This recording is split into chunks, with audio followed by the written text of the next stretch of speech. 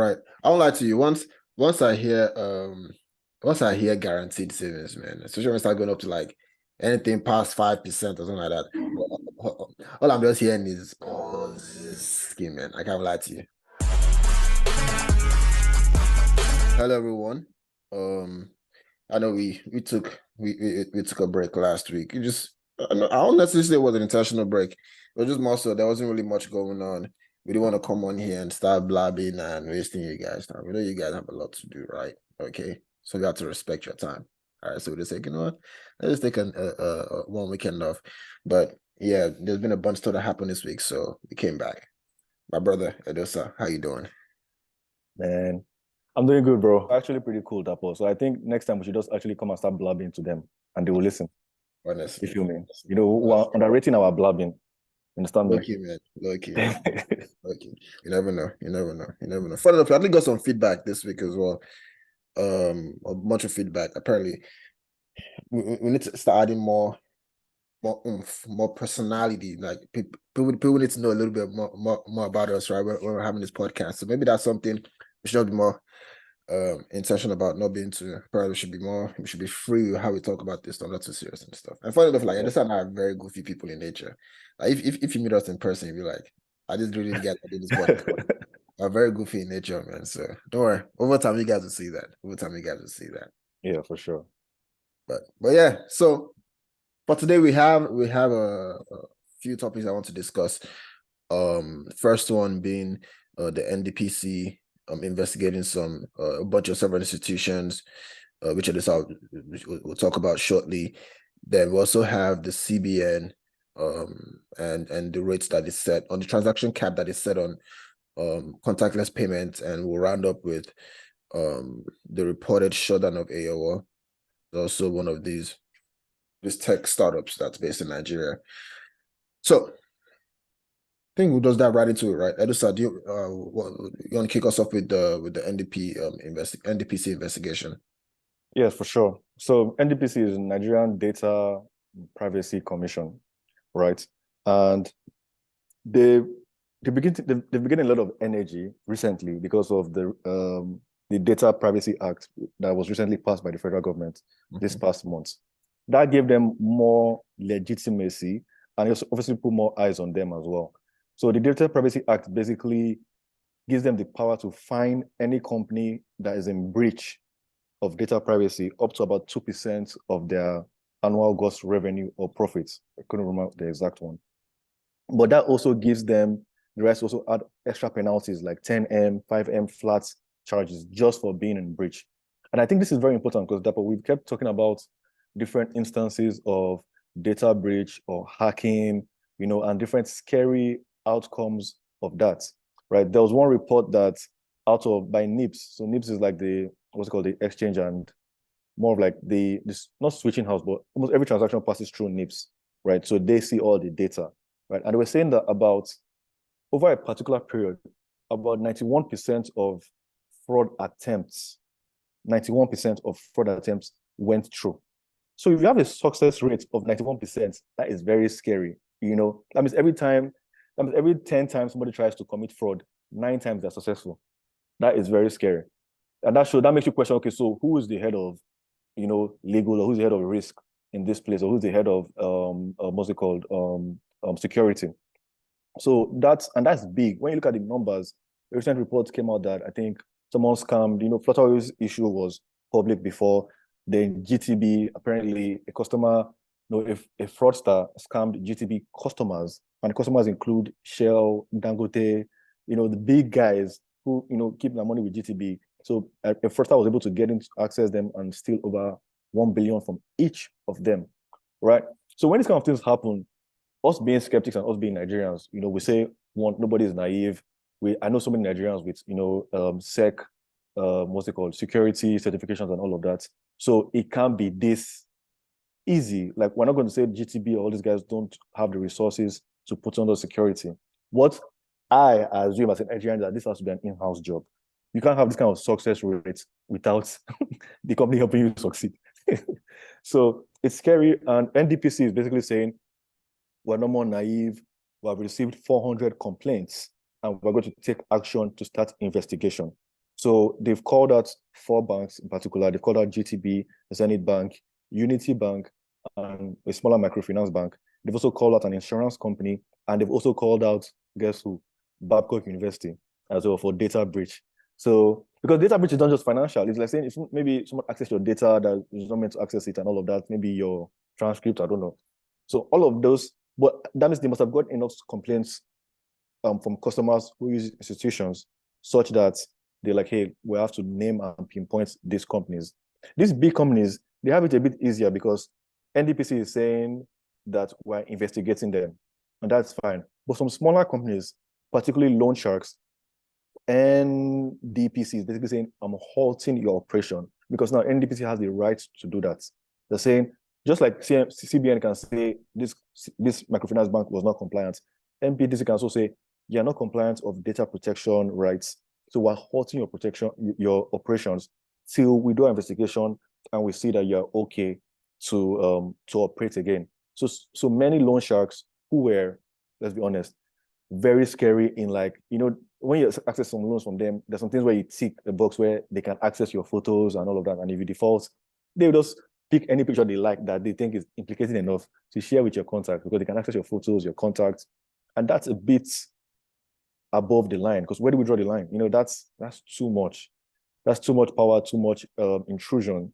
And who knows what else they may be doing with that data, with that kind of data beyond what they are officially in business for. So it's scary. Do you get? And who knows, because if somebody has pictures of their kids or whatever, then it gets very, very nasty. And why would you want to have that liability as a fintech company of having this kind of data in your database? Because if somebody else even hacks you as a fintech and now leaks your own customers' data, you're liable as well. So NPDC is basically saying those guys are on halt till further notice, which hopefully will put some sanity into the loan shark, or not the loan shark, the micro lending landscape, right? So that's the main highlight on that. And overall, it's a good news coming out from Nigeria, and hopefully it's followed through to the letter, and we see some good outcomes we get from it. That's a good that's a very good point. It was only a matter of time before we started regulating some of these things. I remember I was watching a documentary the other day. I try to remember the name of the loan shark. They're very popular in Nigeria. You probably know them. They're very popular. They have agents that chase people up and down. Pompey. Pompey. But the kind of stories I've heard about these guys, man. I literally watched a whole documentary on this stuff, and I read a report about these guys and some of like their business practices. Apparently, they're not even based in Nigeria. I mean, like exactly run by the Chinese or something like that, right? And these guys are just primarily there to just gather so much information about you. So and they know how to target the right people who are heavily in need of these micro loans. Like they give you the loans. When you don't pay up within a certain time, they call you, they're threatening your family, they're sending agents to you. Bro, I'm like, what kind of practices are these? Like, are we living in the stone ages or what? Like what kind of stuff is this? And these guys have so much information in you, and they're also selling your data to other people on the market, right? So like it just shows how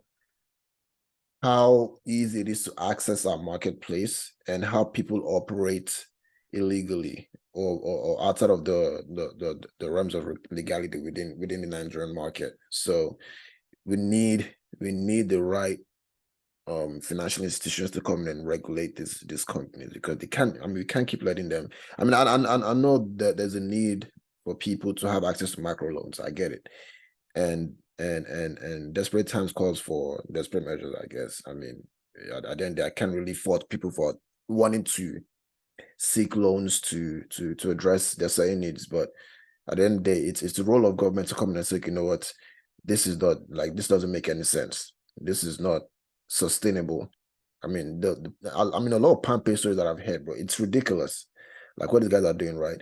And that's just one loan shark, right? There's a bunch of them out there as well that really keen in and trying to take advantage of a lot of people within Nigerian space. So I mean, I know this is not, I mean, this will all be part of the investigation that they're doing, right? But I just hope these guys really take this thing serious and really weed these bad guys out, man. And then they're like, and there needs to be some consequences in place. companies like this.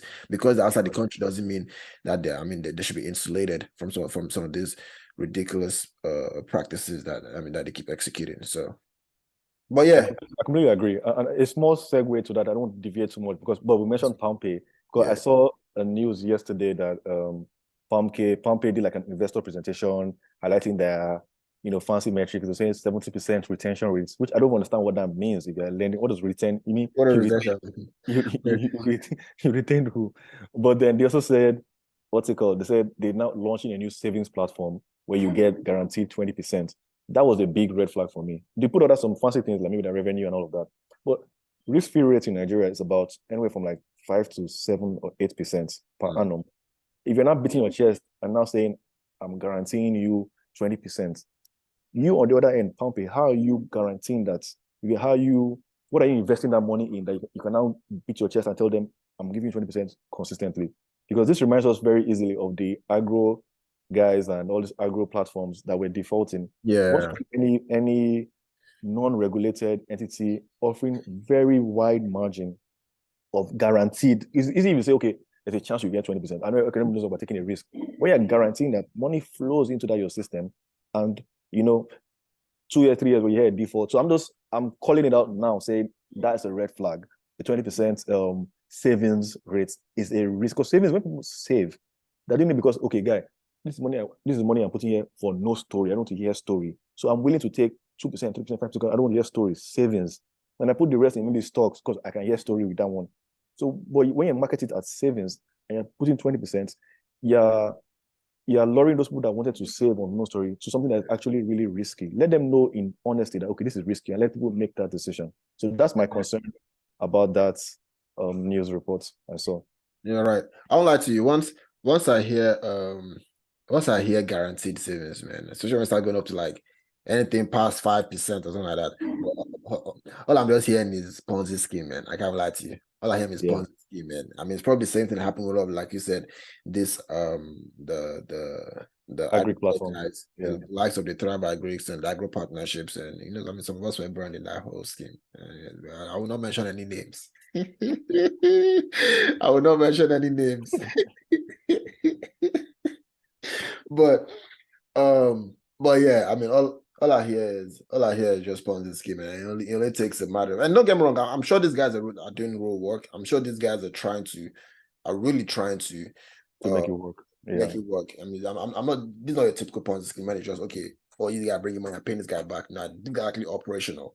I mean, exactly. A lot of the agri-tech guys are actually working with farmers and getting the tools and harvesting and selling the produce and using that to pay back investors.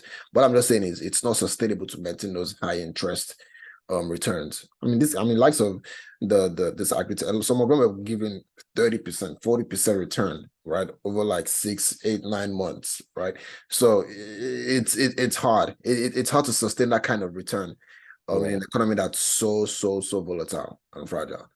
Right. So, yeah, but moving on to the next one, the CBN came out and announced that they were setting a transaction cap on contactless payments. Now, we know this is going to affect almost everyone. Or, I mean, it's just, when it comes to fintech payments, it affects, in different levels, but it's going to affect a lot of people. But can you just shed some light on this whole development, this whole story, and what exactly happened? And potentially the impact it could have on as well. For sure. I mean, when I saw this story, I was happy because, again, we're hearing, and I think our listeners should look at this pattern of most of the news that comes out is always regulator-related news. And that's also that's a side thing that when foreign investors are trying to invest in the markets, they really look at what the posture of regulators and governments is, because that impacts business day-to-day operations. But anyway, contactless payments is basically, and many of you guys know it already, ability to pay without contact, using maybe your card or a wearable device or whatever. Maybe one day, or is it Apple is doing glasses. Maybe you pay with your eyes, you see your bill. But so that's contactless payment, right? It's already very common. I think in the UK, 55% of card transactions are done contactless. So meaning you don't put in your POS inside, you just tap your POS, your card, and you move on. So that shows already gaining momentum. So I guess Nigerian government is saying, okay, look, or CBN rather is saying, look, this is going to become common. Let's try and regulate it. And why I give CBN props is that they came out last year in October and put out a draft and said, this is what we think the regulation would look like. You guys have till November, that's 1 month, to give us your feedback on our draft. Which people always act like Nigerian governments like CBN always just gives like banger, hey, take. But they actually put this out in October, hey, you guys take 1 month to read it, understand it. Anybody in the world can give us our feedback and we'll use that and take it and calibrate it. Yeah. So that was October to November last year. Then now turning to June. So almost like 6 months. And now saying, hey, we've taken everybody's feedback. Now here's our official, guidelines for regulating this. Yeah. And some highlights in the guidelines are saying, look, because contactless is still a bit risky, right? And it's still new, there will be daily limits of 15,000 naira per transaction. So in every transaction you make, you can't spend more than 15,000 naira on the spot. But in a day, you can spend more than 50,000 through 50,000 naira through contactless payments. Now, this restricts the user, the customer, but you being the merchant. So merchant, so maybe a coffee store who your POS accepts contactless. Obviously, I think you can accept as much as possible. But I'm not going to cap you to 50K a day. That's poverty. So what's it called? But as a customer, you can't use your card for contactless for more than 15K in a transaction and more than 50K in a day. Yep. That's one. Then the other requirement or the other restriction is that, hey, you as an issuer, or right, meaning maybe the InterSwitch or the MasterCard and Co., you have a lot of data requirements, again, back to data, that you're meant to oblige to. Like, hey, by regulation, you should be to the T on this, you should be to the T on that. So lots of things that they must adhere to, and most of the things that they must report. They must also report tax. They must also report monthly attempts, monthly fraud, whatever, just like POS, what's it called, merchants, POS issuers do. Yeah. You have to report all this data to CBN so that they can also use it and understand and study and track the industry. So that was impressive. I think the regulation was robust. I then looked at, okay, what does the UK have that's similar to this? And I think in the UK, the daily limit is, again, different markets. It's about 100 pounds for a transaction and 300 pounds for a day, right? So it's not uncommon to limit this kind of, because it's still a new kind of payments, to limit it, right? And you see how common it is already getting in the UK, where 55% of card transactions are contactless. So, and they're still regulating it to 100 pounds per transaction and 300 pounds per day. So that gives you an idea of that is not too far out from what other countries are doing as far as we're regulating. But I assume and I predict that the daily limits will increase over time and the transaction limits will also increase over time. Now, that's innovation. But then I got curious, like, who's even doing this right now in Nigeria? Like, is this a rubber stamp regulation for where nobody's actually using contactless? But apparently, InterSwitch and Providus, and I think Tail Fund, but InterSwitch and Providus teamed up they have a contactless product, I think contactless card already in the market. Then another startup called Now, that I've never heard of, apparently already has a contactless card in the market as well. And they raised like $13 million, in seed funding last year, right? Then, GTB, Kuda Bank apparently also have mentioned having contactless products, right? But right now we're only seeing maybe cards. Maybe one day we'll start seeing maybe watch or something else in the market, in Nigerian markets. But that just shows you that, one, there are players there are people that are already in the market, and hopefully it may keep growing from here. I remember when POS first came out, it was also very limited daily transaction limits. Even internet banking, that was also limited as well. So we'll start seeing innovation hopefully pick up with time. Yeah, that's a very good point, actually. That's a very good point, because I mean, I'm seeing more regulations from CBN, right? I mean, they've been a lot more proactive. But then again, I know CBN has always been proactive, but I'm just seeing more news about them. Even added to this one I just mentioned, I think it was it probably last week or within the last month or so. But I read this article on, I think it was probably this week. I saw this article about the CBN trying to add more regulations to banks when it comes to fintech and just customers creating accounts. And I think they wrote out a rule that would require them to social media just for social the media accounts or something, right? And I just like, man, I mean, hey. and I'm not necessarily sure what exactly they're trying to extract. I mean, maybe in the sense of they're trying to add them as an extra layer to the whole KYC system. Maybe they're trying to use customers' profile to match against the social media platforms to kind of detect any sort of weird behaviors or odd behaviors or traits, or I don't know, but it just shows how they're really trying to crack down on customer profiles and identities. That's one thing that's trying to show, but at the same time, I don't know how I feel about that. And it's sort of digress, but I don't know how I feel about it. I feel like it feels like they're trying to get too much information at this point. It's like, how much information do you need on people? It feels too much. And It's too much. I have crazy theories about that because when you're trying to open an account, a new account to the Nigerian bank, the questions they ask for, I think they're becoming outdated. I personally, and I know some other countries also do it, even probably in the US, but when they ask for address, I feel like I'm not like an NFT or whatever, but like I literally feel like we're at a position where what does address mean, bro? And before, they used to say that apparently when you put in your address when you're creating an account, they actually send an agent to confirm that your house is there or whatever. Oh, But really? now, like, yeah, but for personal account, maybe, but for corporate accounts where I don't know, but I don't know what the substitutes would be to that. So if you ask me, okay, you want to cancel address, what do you want to use for them to do KYC?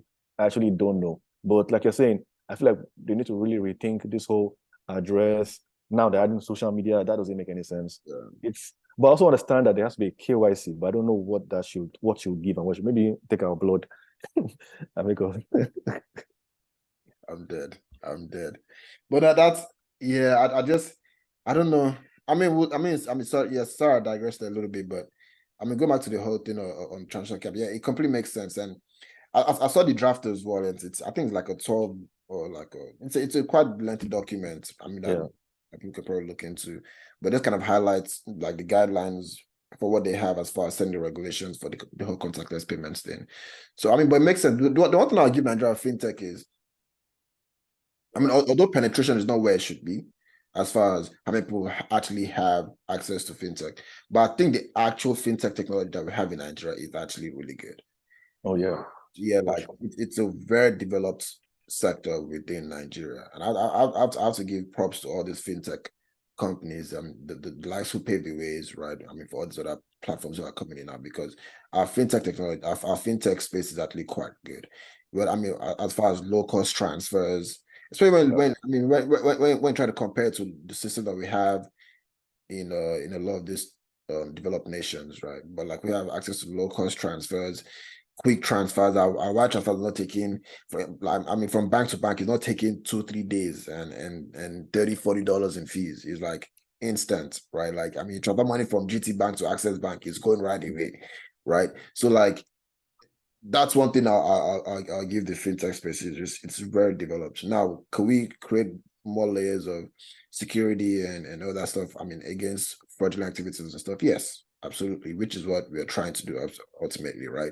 But as far as the actual technology and how it works, it's really efficient. I give them that. It's really efficient. So, but yeah, but let's see how this contactless payment things works out. I mean, it's been here for a while. It's been in other nations for a while. It's not really as complicated as people make it seem, but I do understand why they're being extra careful with how we roll this out.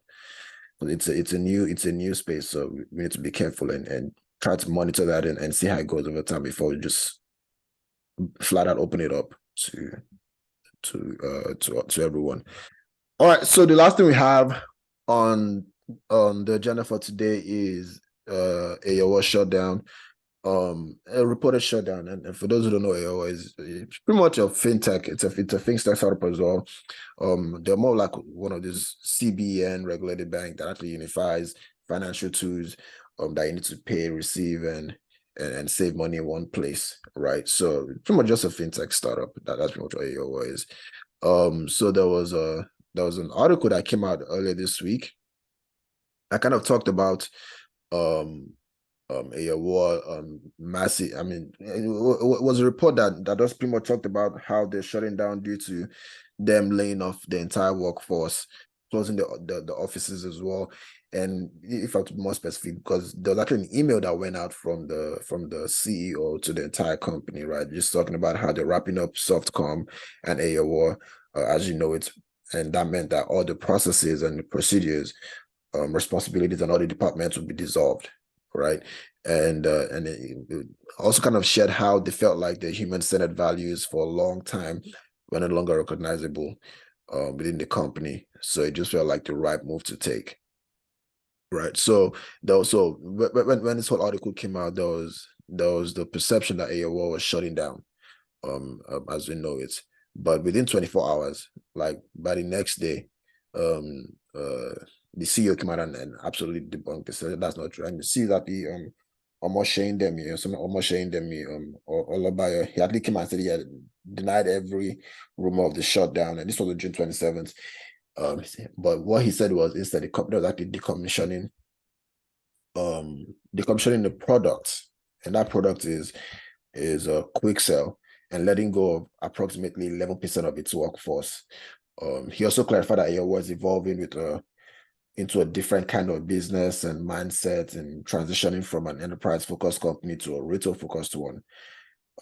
So the email that ultimately circulated among employees was just misinterpreted, right? As the companies are pretty much, the company is not dissolving entirely, but undergoing some changes, like I said, right?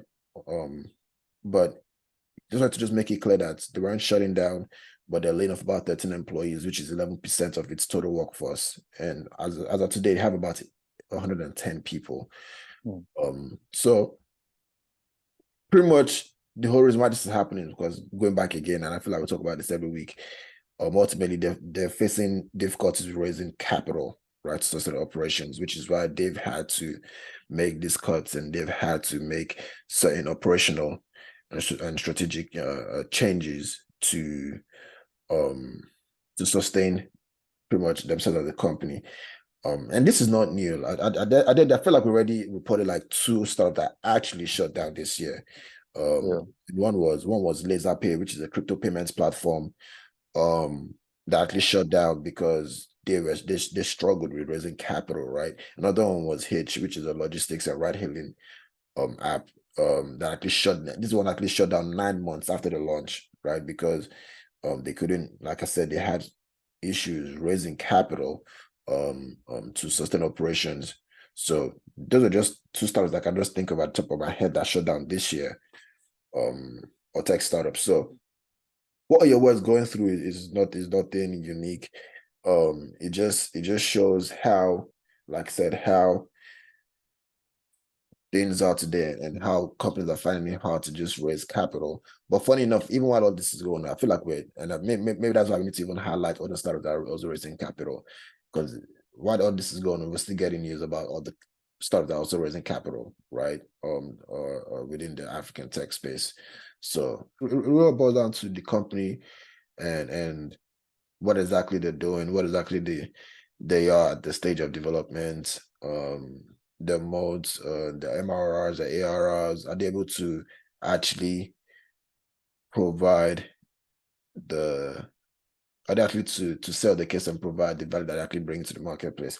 But it really boils down to what exactly the startups are working on. But it's just, we can both agree that it's a lot harder to raise capital today, which is why a lot of these guys are just having to cut down the costs and in some cases shut down operations.